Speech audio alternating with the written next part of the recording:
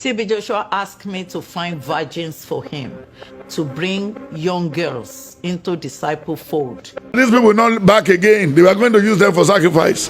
And that was true. Yes, he used the mother, he used his brother, he used everything. Can the paper go and interview Joshua at the family? He will see anybody who has 2 cars there. No.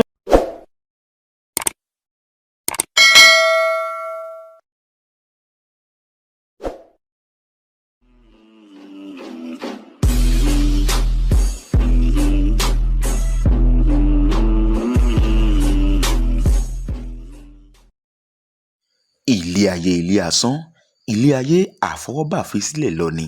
Ẹ kú dédé àsìkò yìí níbikíbi tẹ́ bá ti ń wo ìkànnì yìí. Ìkànnì Lovers Arena TV ní ìkànnì tí ẹ já sí yìí. Mo rọ̀ ọ́ tó bá ṣe ń darapọ̀ mọ́ ìkànnì yìí fún ìgbà àkọ́kọ́, bá mi tẹ subscribe button. Tí o bá ti tẹ̀ tán, wọ ẹgbẹ́ rẹ̀ ọ̀hún.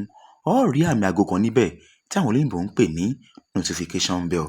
Bá mi tẹ̀ níwọ̀n ìgbà tí àwọn ètò wa bá ti ń jáde lórí ìkànnì yìí, ó láǹfààní láti máa wò ó. Benjamin Olúwaṣẹ́gun Olúwapamílẹ́rìn, òun náà ni orúkọ mi.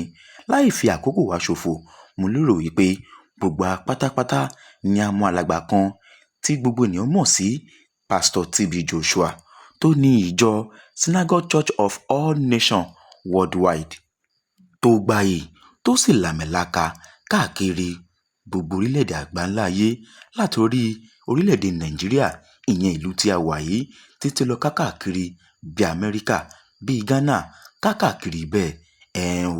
Mo lérò pé gbogbo pátápátá òun ni a mọ alàgbà yìí. Lẹ́nu ọjọ́ mẹ́ta yìí làwọn ọ̀rọ̀ kan bí ọ̀rọ̀ ló ń jáde tí wọ́n sì ń sọ àwọn ohun iṣẹ́ ìyanu mèremère tí kò ṣe gbọ́ létí, tí kò sì dùn wò tí alàgbà yìí ti ṣe kó tó fàyè sílẹ̀ lọ. Bẹ́ẹ̀ ni mo lérò pé gbogbo pátápátá la mọ ìjọ kan, ìyẹn nílùú Èkó, tó jẹ́ pé ní ọjọ́ náà lọ́hùn-ún ni ìjọ yìí dà wó, tó sì jẹ́ pé ènìyàn 116 ló kú lọ́jọ́ ọlọ́hun nípè àti 85 South Africans ló ṣègbé. Ìyẹn lọ́dún tí à ń wí yìí ti ń ṣe ọdún 2014.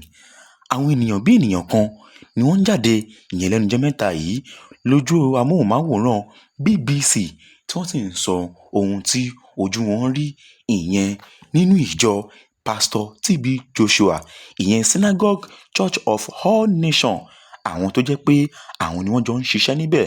Àwọn èèyàn wọ̀nyí, àwọn ni wọ́n bọ́ta tí wọ́n sì ń sọ ohun tójú wọn ti rí. Wọ́n sọ ní èdè òyìnbó. Òun ló fà á tí mo fi rò wípé ó lè máa ṣe gbogbo aláǹfààní nítorí pé èdè òyìnbó ni wọ́n fi sọ. Òun ló fà á tí mo fi rò wípé kí n sọ fún wa ní èdè Yorùbá. Ohun tí wọ́n wí leléyìí. Lákọ̀ọ́kọ́, arákùnrin tí ẹ̀ ń wo àwòrán rẹ̀ lójú amóhùnmáwòrán yìí, òun ni ó wí pé ní ọjọ́ burúkú èṣìgbọmi yìí, níjọ́ tí chọ́ọ̀chì ìyẹn ilé ìjọsìn tí ń bẹ ní Èkó, Synagogue Church of All Nations, níjọ́ tí ó máa dàwó yìí, ó sọ wípé bọ́ǹbù ìyẹn àdó olóró òun ló dún gbàmù ní ọjọ́ náà lọ́hùn-ún, tí gbogbo ènìyàn sì ń rò wípé bóyá ẹropléènì èyí tí ń kọjá lọ lójú òfurufú òun ni ó ṣe sábàbí ìjọ tó wó ní ọdún yìí. Ó tẹ̀síwájú nínú ọ̀rọ̀ rẹ̀. Ó sọ wípé gbogbo ènìyàn ló rò wípé ẹropléènì ìyẹn ọkọ̀ òfurufú tí ń kọjá lọ lọ́dún náà bí òun ló wó ilé ìjọsìn. Ó ní rárá o. Ó ní kété tí ìṣẹ̀lẹ̀ yìí ṣẹlẹ̀ ni alàgbà TB Joshua ti ń sáré síwájú, sáré sẹ́yìn láti má jẹ́ kí àwọn ènìyàn mọ bí ìṣẹ̀lẹ̀ yìí bó ṣe burú tó. Ó tẹ̀síwájú nínú ọ̀rọ̀ rẹ̀. Ó sọ wípé kódà àwọn tó máa ń dá sí ìpè pàjáwìrì kò fẹ́ kí wọ́n wọlé, ìyẹn lákọ̀ọ́kọ́, àmọ́ kí àṣírí òun má bàa tú, ó gbà wọ́n láyè láti wọlé nígbà tí ó ṣe nǹkan tí ó fẹ́ ṣe tán. Ó tún tẹ̀síwájú nínú ọ̀rọ̀ rẹ̀. Ó sọ wípé kódà àlejò kan ń bẹ níbẹ̀, ìyẹn nínú àwọn tí ilé dà wó lé lórí yìí. Ó sì sọ fún wípé kó jọ̀ọ́ kó bá òun wo ẹsẹ̀ òun, àmọ́ nígbà tó fi máa débẹ̀, ó wá ń sọ fún wípé kò sí ọ̀rọ̀ àní-àní àfi kí wọ́n gé ẹsẹ̀ yìí pẹ̀lú chainsaw, ìyẹn ohun tó fi máa ń gé pákó tí àwọn tí ń ṣiṣẹ́ pákó máa ń lò. Òun gangan òun ló sọ pé ni wọ́n yóò fi gé ẹsẹ̀ yìí. Ó sì tẹ̀síwájú. Ó sọ wípé gbogbo ohun tí wọ́n ń ṣe ní ọjọ́ náà kò ṣẹ̀yìn TB Joshua wípé ẹsẹ̀ yìí di gígé níwájú TB Joshua nítorí pé òun gangan ni wọ́n fún wọn ní àṣẹ láti lọ ṣe àwọn ohun yìí. Ohun tó yà ní lẹ́nu tó sì dẹ́rù bà mí òun ni wípé arákùnrin tẹ̀síwájú náà ọ̀rọ̀ rẹ̀. Ó sọ wípé iná kan wà, iná yìí tóbi gan táwọn olóyìnbó ń pè ní halogen light. Ó sọ wípé iná yìí òun ni wọ́n tàn tóun sì wo inú ihò kan tí TB Joshua tó gbẹ́. Ó ní òun sì ń gbọ́ ohùn àwọn ènìyàn ní kétékété tó ń dún. Nígbà tí àwọn oníròyìn àti àwọn tó wá yẹ ìṣẹ̀lẹ̀ náà wò nígbà tí ó di ní alẹ́ ní alàgbà yìí pàṣẹ wípé tó bá ti di ní agogo 9, tó bá ti di agogo 8 sí ago 9 àbọ̀ wípé káwọn ènìyàn yìí kí wọ́n máa lọ. Àmọ́ ohun tó yà mí lẹ́nu wípé arákùnrin yìí sọ wípé nígbà tí wọ́n lọ tán wípé nígbà náà lọ́hùn-ún ni wọ́n ṣẹ̀ṣẹ̀ bẹ̀rẹ̀ sí ní ṣa àwọn òkú tó kù sínú ihò ilẹ̀ yìí tí wọ́n ṣẹ̀ ń fà wọ́n jáde tí wọ́n ń fa ẹlòmíì lábẹ́ búlọ́ọ̀kù òkúta àti ìyẹ̀pẹ̀ tí ó dà wó ní ọjọ́ náà. Ǹjẹ́ kí ni wọ́n fẹ́ fi àwọn ènìyàn tó kù tí wọ́n ń ṣà táwọn ènìyàn tó wá ṣà wọ́n tẹ́lẹ̀tẹ́lẹ̀ tí wọ́n rántí ṣà wọ́n tán kí ni wọ́n fẹ́ fi wọ́n ṣe? Òun ni arábìnrin tí ẹ̀ ń wò lójú amóhùnmáwòrán yìí òun ni wọ́n sọ wípé ó ní ní ọjọ́ kan irú rẹ̀ ti ṣẹlẹ̀ rí wípé àwọn bọ́ sínú ọkọ̀ bọ́ọ̀sì òun wá ń gbóòórùn fínífíní bí nǹkan tó ń rùn ni ẹnìkan wá ń sọ fún òun wípé ṣorí ọkọ̀ tí ń lọ níwájú rẹ̀ yìí wípé òkú àwọn ènìyàn òun ní bẹ́ẹ̀nbẹ́ wípé alàgbà TB Joshua yìí á máa tà wọ́n ní alẹ́ nígbà tí kò ní sí ẹnikẹ́ni tí yóò yẹ̀ lọ́wọ́ wò tàbí àwọn oníròyìn kan tí yóò yẹ̀ lọ́wọ́ wò. Eléyìí tó túmọ̀ sí wípé ní alẹ́ ọjọ́ tí wọ́n yọ àwọn ènìyàn yìí ní alẹ́ ọjọ́ náà ni wọ́n lọ ta àwọn èèyàn tó kù ní abẹ́ ìyẹ̀pẹ̀ àtàwọn búlọ́ọ̀kù ìyẹn ti ìjọ Synagogue Church of Nation tí ó dà wó òun ni wọ́n lọ tà ní ọjọ́ náà. Ó tẹ̀síwájú nínú ọ̀rọ̀ rẹ̀. Ó sọ wípé ní ìjọ́kíjọ́ táwọn ènìyàn bá ti kú kákàkiri ilé ìjọsìn yìí ó sọ wípé alàgbà TB Joshua á máa lọ bá àwọn mọ̀lẹ́bí wọn láti fún wọn ní owó láti fi rẹ̀ wọ́n lẹ́kún. Ó tẹ̀síwájú nínú ọ̀rọ̀ rẹ̀. Ó sọ wípé ọ̀rọ̀ tó ṣẹlẹ̀ ní 2014 ìyẹn ní ìjọ sínágọ́gù tí ń bẹ lÉkòó yìí wípé irọ́ bàǹtàbàǹtà ni wípé kí wọ́n wojú òfurufú kí wọ́n yẹ ààlà tó wà láàrin ẹropílẹ́ẹ̀nì yìí àti ìjọ sínágọ́gù èyí tí ń bẹ nílùú Èkó yìí. Ó tẹ̀síwájú nínú ọ̀rọ̀ rẹ̀. Ó sọ wípé kò pẹ́ ní alàgbà TB Joshua ló bọ́ sínú ìjọ Ọlọ́run ló sì sọ fáwọn èèyàn wípé ní ọjọ́ tí ẹropílẹ́ẹ̀nì yìí ìyẹn ọkọ̀ ojú òfurufú yìí níjọ́ tó ń kọjá lọ wípé wọ́n fi lẹ́tà kan ránṣẹ́ wípé òun gangan ni wọ́n fẹ́ pa ní ọjọ́ náà nítorí wípé àìsí òun lé òun ni ó jẹ́ kí ikú kó yẹ̀ lórí òun. Èyí làwọn ọ̀rọ̀ tí àwọn ènìyàn tí wọ́n fojú hàn ní ojú amóhùnmáwòrán BBC. Èyí ni àwọn ọ̀rọ̀ tí wọ́n mú síta tí wọ́n sọ síta fáwọn ènìyàn ìyẹn lóde òyìnbó. Ohun tó wá yà mí lẹ́nu wípé tá a bá rántí alàgbà kan tí wọ́n ń pè ní wòlíì Tibetan ó ti sọ̀rọ̀ nípa arákùnrin TB Joshua yìí. Ó ti sọ̀rọ̀ rẹ̀ rí kó tó di olóògbé láyé. Ìyẹn alàgbà TB Joshua kó tó di olóògbé láyé ní Pastor Prophet Marcus Tibetan ló ti sọ̀rọ̀ nípa rẹ̀. Ẹ̀gbọ́n tí alàgbà yìí tó wí kí arákùnrin ìyẹn alàgbà TB Joshua kó tó jáde láyé. Ẹ̀gbọ́n ìran ńlá tí ó sọ fún. He said, I've caused them. And he said in the book of Isaiah 3:10-11, they say to the righteous, it shall be well. Then Proverbs 16 verse 1-10, he said, it's me. If you believe you are right or righteous in what you are doing, don't leave it there to me. He said, many are the ways of men, they believe they are very pure and clean. But it's not right. So that's the problem, my brother. That's the problem. So we are not bothered.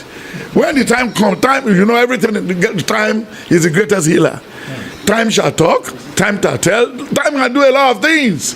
time has stuck on Joshua Temitope. Yes, he used the mother, he used his brother, he used everything. Can the paper go and interview Joshua Temitope family? We say anybody who has 2 cars there? No.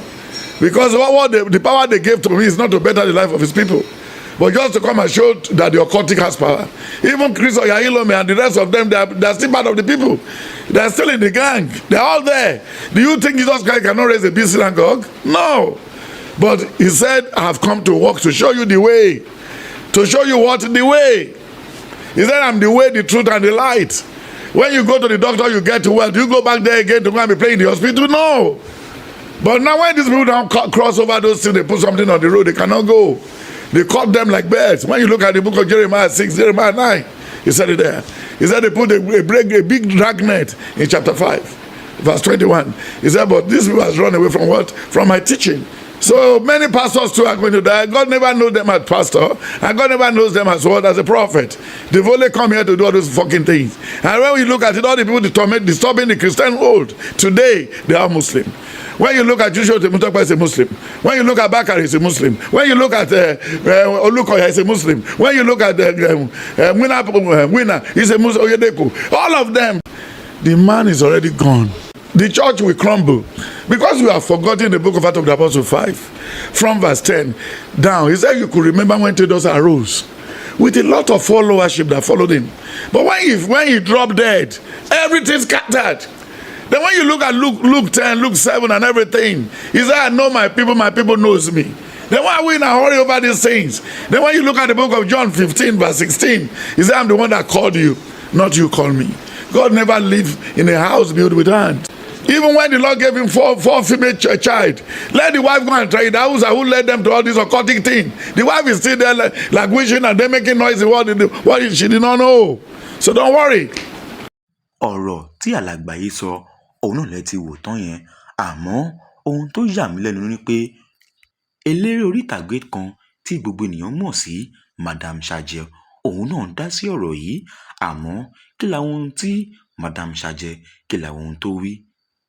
Àwọn ohun tí Madam Saje sọ ìyẹn lójú ẹ̀rọ Instagram rẹ̀ òun lẹ̀ ń wò yìí bó ṣe kọ́ leléyìí. Ó kọ síbẹ̀ ó wí pé so true, you touch many lives, fought a good fight, stood to the end, and established a great and enduring legacy. No man or institution can destroy it with dirty lies, not even the BBC. Rest on peace, Joshua. We are and shall always be very proud of you. Èyí ni ohun tí Madam Saje, ìyẹn eléré orí ìtàgé Nollywood, ìyẹn ti Yorùbá, èyí lè ohun tí ó kọ síbẹ̀. Ó sọ bẹ́ẹ̀ ìyẹn ní Yorùbá wípé lótìtọ́ àti lódodo ló fọwọ́ kan ìgbésẹ̀ àwọn iye àwọn ènìyàn, ó sì jà fún ẹ̀tọ́ ọmọnìyàn pẹ̀lú. Kò wá sí ohunkóhun kan tàbí ẹ̀yà kankan tàbí iléeṣẹ́ kí iléeṣẹ́ tí yóò bọ orúkọ yìí jẹ́ o. Sunre o, alàgbà Joshua. Lótìtọ́ àti lótìtọ́ láwọn mọ̀ mú un yangàn káàkiri. Èyí lóhun tí Madam Saje sọ tó sì kọ sí ojú ẹ̀rọ Instagram rẹ̀. Bóyá bí irọ́ ni àwọn òyìnbó yìí tàbí àwọn BBC yìí bóyá òótọ́ ni kò sẹ́nikẹ́ni tó mọ̀, àmọ́ ohun tí wọ́n sọ lédè òyìnbó òun lèmi wá kà fún wa, ìyẹn lédè Yorùbá.